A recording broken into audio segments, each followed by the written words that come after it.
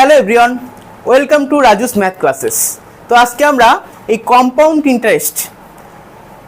ইন্টারেস্টের বেসিক যে রুল সেটাকে কাজে লাগিয়ে আমরা কিভাবে রেশিও মেথডে আমরা এই কম্পাউন্ড ইন্টারেস্টকে বের করতে পারবো সেটা সম্পর্কে আমরা জানবো। তো আমরা কম্পাউন্ড ইন্টারেস্ট বের করি কি করে? এখানে আমাদের অ্যামাউন্টটা বের করতে হয়, অর্থাৎ সমূল চক্রবৃদ্ধি অর্থাৎ সুদ আসলকে বের করতে হয়। সেটা ইকুয়াল টু কী হয়? P × 1 + R/100 whole to the power n। তো এইটার বের করতে গেলে কি করতে হয়? আসলের তো যেটা থাকে সেটা থেকে ফার্স্ট বছরের সুদ, তার আবার কি হয় যে সুদ প্লাস আসল মিলে আবার পরের বছরের টোটাল যে সুদ আর আসল মিলে ফার্স্ট বছরে তৈরি হলো সেটাকে আমরা পরের বছরের আসল ধরে তার পরের বছরে আবার কি করি? সুদ আসল বের করি। এইভাবে কন্টিনিউ কিন্তু আমরা চালিয়ে যাই। তো যাই হোক, তো আমরা এখানে ওর পরবর্তীতে অর্থাৎ রেশিও মেথডটা কীভাবে তৈরি হলো সেটা সম্পর্কে আমরা জানি।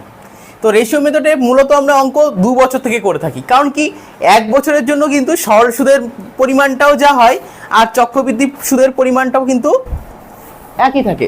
তাহলে 1 বছরের জন্য আমরা ভাবছি না, তাহলে কি 2 বছর থেকে আমরা কিন্তু শুরু করছি। তাহলে 2 বছরের জন্য আমরা শুরু করি। তাহলে ফার্স্ট যদি আমরা ভাবি অ্যামাউন্ট যেটা ছিল কত? P × 1 + R/100 whole to the power n। তাহলে আমরা n এর মানটা কত নিচ্ছি এখানে? 2 বছর। 2 বছর নিলে কত হবে দেখি? তাহলে n এর মান 2 নিলে কত হবে তাহলে এখানে?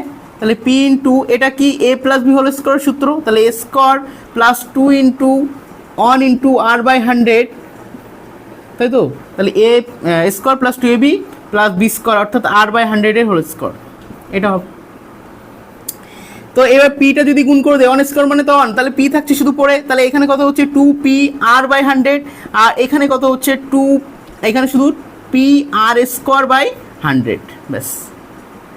তাহলে দেখো এই যে ফার্স্ট পার্টে পি যেটা রয়েছে এটাই তো আসল।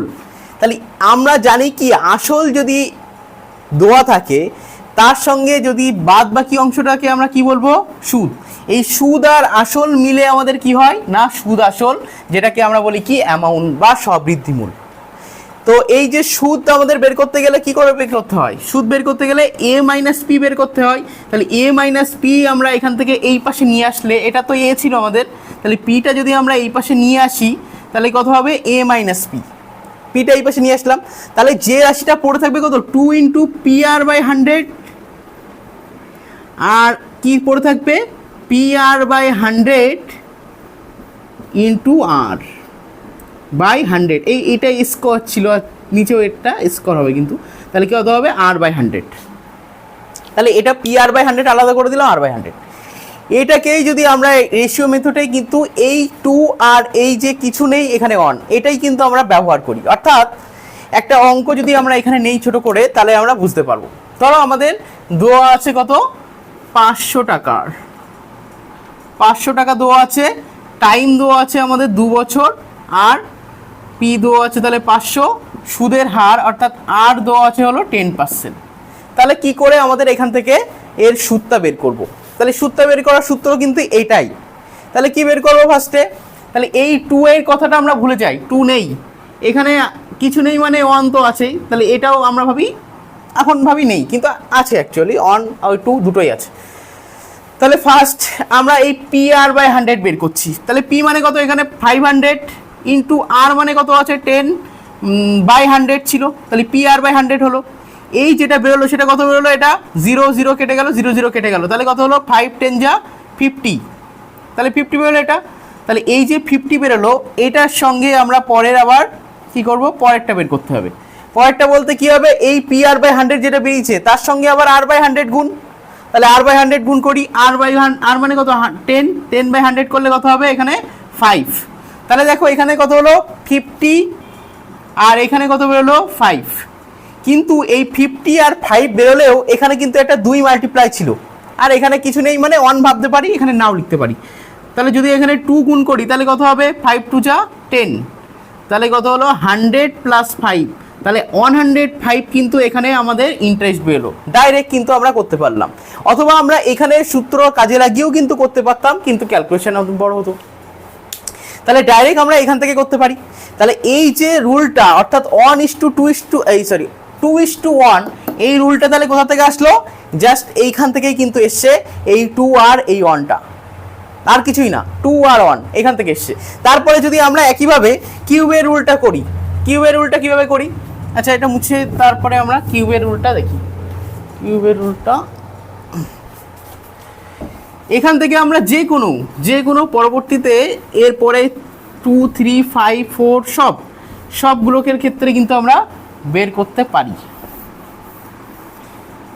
আচ্ছা দেখা যাক কিউবের জন্য কি হবে। তাহলে এ ইকুয়াল টু কত ছিল, P into 1 plus R by 100 এটা ছিল। এর পাওয়ারে এবার আমরা দিলাম কত না 3, তাহলে এন এর মানটা আমরা 3 নিয়েছি জাস্ট। তাহলে যাই যদি নেই তাহলে কত হবে, পি ইন্টু একইভাবে আগেরটার মতো সূত্র কি এ কিউব মানে কত, আমরা আগেই সূত্র পড়েছিলাম সব বীজগণিতের সূত্র কি a cube plus 3a square B plus 3ab square plus b cube. তাহলে এ কিউ মানে কত, এখানে 1, তাহলে তো 1 এর কিউব 1, 3a স্কোয়ার বি অর্থাৎ 3a স্কোয়ার মানে 1 এর স্কোয়ার, বি মানে কত আর বাই 100 প্লাস 3ab স্কোয়ার, তাহলে 3a মানে 1, বি স্কোয়ার মানে কত আর স্কোয়ার বাই 100 এর স্কোয়ার প্লাস বি কিউব অর্থাৎ আর বাই 100 এর কিউব, তাহলে আর কিউব বাই 100 এর কিউব, ব্যাস হয়ে গেল। তাহলে আমরা জাস্ট গুণ করা কাজ P into P plus 3p R by 100 plus 3p R square by 100 এর square plus P R cube by 100 এর কিউব, ব্যাস হয়ে গেল। তাহলে এখান থেকেও আমরা একইভাবে a মাইনাস পি বের করতে পারবো না। তাহলে a minus P equal to কত হবে, তাহলে 3pr by 100 plus 3pr into R by 100 আর নিচে এরও একটা 100, কারণ কি এখানে 100 এর স্কোয়ার ছিল। আর এখানে আবার কি করতে পারবো, pr বাই 100 ইন্টু এটা ছিল, এরপরে আর বাই 100ও এসেছিল পরেরটাই, আবার ইন্টু আর বাই 100 করতে পারছি। তার মানে কি এখানে যেটা আসছে তার সঙ্গে আবার আর বাই 100 করে এখানে প্রত্যেকটাই আসছে, এইটা দিয়েই তো করছি আমরা। তো আমরা এখানেও একটা আমরা অঙ্ক দেখি, তো কোনো একটার এখানে আমরা ওই 500 টাকা ধরেছিলাম আর একটা শূন্য বেশি করে দিলাম, 5000 টাকা দিলাম। তাহলে 5000 টাকা যদি আমাদের প্রিন্সিপাল হয় তাহলে একইভাবে ধরা আর এর মানটা আমরা 10%ই ধরলাম। তাহলে কত হবে এখানে, ফার্স্ট 3pr বাই 100 মানে pr বাই 100 বের করবো আমরা। পি মানে কত এখানে 5000, আর মানে কত 10 বাই 100 বের করি, 0 0 0 0 উড়ে গেল, তাহলে কত হলো 500। তাহলে এরপরে কত হবে 500 ইন্টু 10 বাই 100, তাই তো 10 বাই 100, তাহলে 0 0 কেটে গেল, তাহলে কত হলো 50, তাহলে 50 ইন্টু আবার 10 বাই 100, ব্যাস হয়ে গেল।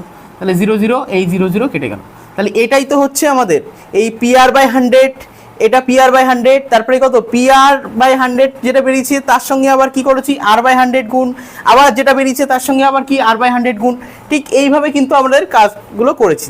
আর এখানে প্রত্যেকটার এই যে 3 ছিল এইগুলো কোথায় যাবে, এইগুলোই আমাদের এবার গুণ করতে হবে। তাহলে এর সঙ্গে একবার 3 গুণ, এটার সঙ্গে একটা 3 মাল্টিপ্লাই, আর লাস্টেরটার সঙ্গে আর কিছু মাল্টিপ্লাই করা লাগবে না, এটা দিলে হবে, অন না দিলেও হবে। তাহলে এটা কত হবে, তাহলে 3 5 15 অর্থাৎ 1500 প্লাস, তারপরে কত হবে এটা 3 5 1500, তারপরটা কত হচ্ছে এটা 3 5 15 অর্থাৎ 150, আর এটা কত 5, তাহলে কত 15 1655 হয়ে যাবে এখানে কি এর ইন্টারেস্ট, ব্যাস। তাহলে এইভাবে কিন্তু আমরা বের করতে পারি। এর যে জেনারেল ফর্মুলা সেটা হলো কি 1 প্লাস এক্স, অর্থাৎ 1 প্লাস আর বাই 100 ছিল, তো এই এখানে আমরা এক্স লিখেছি, এই এক্সটাই কি আর বাই 100। এইভাবে যদি আমরা লিখি তাহলে যে কোনো মানে ওর পাওয়ারে যাই থাকুক না কেন এন লেখা হয়েছে, অর্থাৎ 1 2 3 যাই থাকুক না কেন এই ফর্মুলাটা কিন্তু আমরা ডাইরেক্ট ইউজ করতে পারবো। কি এটা formula 1 plus nc1 into x nc2 into x square. এইভাবে আমরা এটা অ্যাকচুয়ালি আমরা 11 12-এ শিখে থাকি কি এটা বাইনোমিয়াল থিওরির দ্বারা আমরা এটা কিন্তু প্রমাণও করতে পারি। বাইনোমিয়াল থিওরি বলছি, সরি, গাণিতিক আরোহণ তত্ত্বর দ্বারা এটা কিন্তু আমরা প্রমাণও করতে পারি। তো এখান থেকে এখানে যে এন ফ্যাক্টরিয়াল অর্থাৎ নিজেদের ফ্যাক্টরিয়ালগুলো দেওয়া আছে সেটা মানে কি, এখানে আমরা ডাইরেক্ট এই সূত্রটা লাগাতে পারি অথবা এই নিচে যে সূত্রটা সেটা লাগাতে পারি। সেটা আমরা কীভাবে ব্যবহার করব, এখানে প্রত্যেকটা অর্থাৎ এই এন ফ্যাক্টরিয়ালের জায়গায় আমরা N into N minus 1 N minus 2 লাস্টে 1 এরমভাবে আমরা কাজে লাগাতে পারি। আমরা দেখি একটা শুধু জাস্ট আমাদের যদিও এটা লাগবে না কাজে, জাস্ট তবু আমরা আর একটা কি রেশিও মেথডটা কিভাবে এটা ডাইরেক্ট কাজ করতে পারি সেটাও আমরা একটুখানি জেনে নিই আগে। তাহলে কত হবে, যদি এখানে 2 বছর থাকে তাহলে আমরা 2 দিয়ে শুরু করব, 3 বছর থাকলে 3 দিয়ে শুরু করব, 4 থাকলে 4, 5 থাকলে 5, 6 থাকলে 6। তাহলে এখানে ফার্স্টে 2 আর অন এসেছিল, আমরা দেখেছি কিভাবে এসেছিল। তাহলে এখানে 2 আর অনকে যোগ করলে কত হবে, এখানে ফার্স্ট 3 দেবো, 3 বছরের জন্য ফার্স্টে 3, তারপরে এই দুটো যোগ করো আর লাস্টেরটা 1 হবে সবসময়।